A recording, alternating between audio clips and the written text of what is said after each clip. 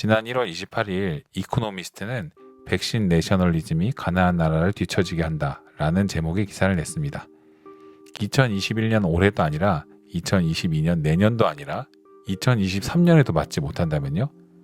기다리는 게임이라는 인포그래픽을 보면 2021년 하반기 정도까지 백신의 광범위한 접종이 완료될 나라는 겨우 37개국, 한국을 포함한 것이고요.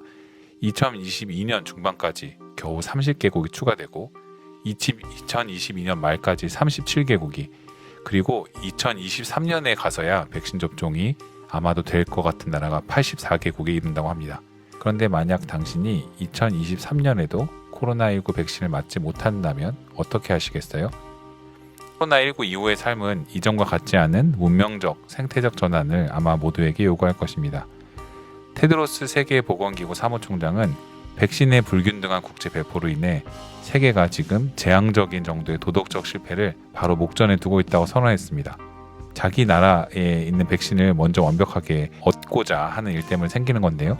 궁극적으로 이러한 행동은 전염병을 억제하는 데 필요한 고통을 연장시킬 것이다 라고 최근 경고하기까지 했습니다. 실제로 우선 백신을 구매할 수 있는 구매력이 있는 국가로부터 생산 물량을 가져가기 때문인데요. 결국 각 국가의 경제력과 거의 일치하는 것을 볼 수 있습니다. 자체 백신 생산이 가능한 러시아의 경우에만 경제력과 약간 차이를 보이고 있습니다. 개발도상국 및 난민 캠프, 국가의 보호를 전혀 받지 못하고 있는 곳들의 사람들은 백신 자체를 맞지 못하는 것에 대해서 유엔 난민기구도 최근 세계의 도움을 호소하기 시작했습니다. 백신 내의 불균등한 분배가 경제력에만 좌우되는 냉정하면서도 잔인한 이 현실은 코로나19가 주는 재난을 더욱 가난한 국가의 취약한 사람들에게, 그리고 난민과 사실상 무국적자로서 국가의 바깥에 있는 사람들에게 더욱 강력하게 영향을 미칠 것입니다. 그리고 이로 인해 세계적인 차원에서의 집단 면역은 당연히 더 늦춰질 수 있을 것 같습니다. 실제로 수미야 스와미나탄 WHO 수석과학자도 이를 인정하며 백신 보급의 한계, 백신에 대한 불신, 변이 바이러스의 발생 등으로 인해 올해 안에는 집단 면역 달성은 당연히 불가능하다라고 취지로 얘기한 것 같습니다. 저는 백신 접종이 시작되고 완료될 이후의 상황에 대해서도 오히려 염려가 많습니다. 국내의 백신 접종에도 넘어야 할 산들이 많겠죠. 이미 외신들을 보더라도 백신 접종 순위를 어겨서 자기가 먼저 백신을 맞으려고 하는 도덕적 해이나 새치기와 같은 상황과 살벌한 일들, 영화에서 많이 나오죠. 우선 나부터 살려고 하는 캐릭터들이 많이 해외에서 지금 벌어지고 있는 것을 보도되고 있습니다.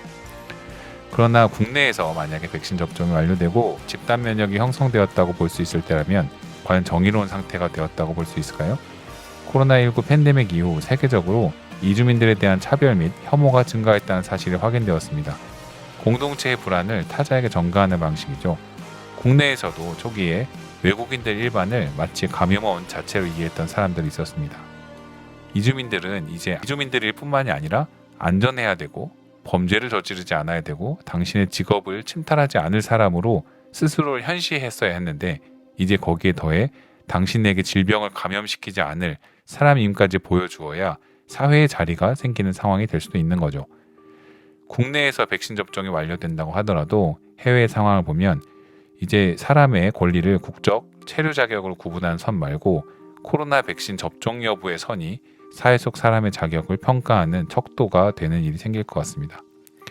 이에 관해 국내의 백신 같은 경우도 난민 등 다양한 이주민들에게도 보편적이고 신속한 접종이 될 것인가 라는 쟁점이 있었는데요.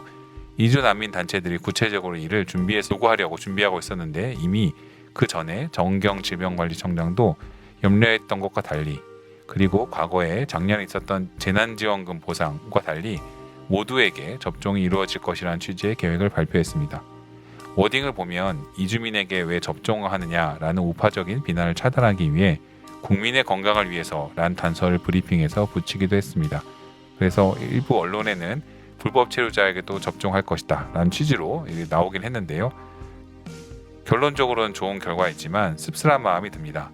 한국은 국민과 시민의 자리가 잘 분리되어 있지 않은 국가인데 2018년에 예멘 난민들에 대해서 나왔듯 국민들의 안전을 위해서 난민을 격리해야 한다는 말과 사실 언뜻 보면 바람직한 일인 것 같지만 국민들의 건강을 위해 필요하다면 미등록 체류자나 난민들에게도 접종해야 한다라는 취지의 말은 사실 크게 다르지 않은 차별이니까요.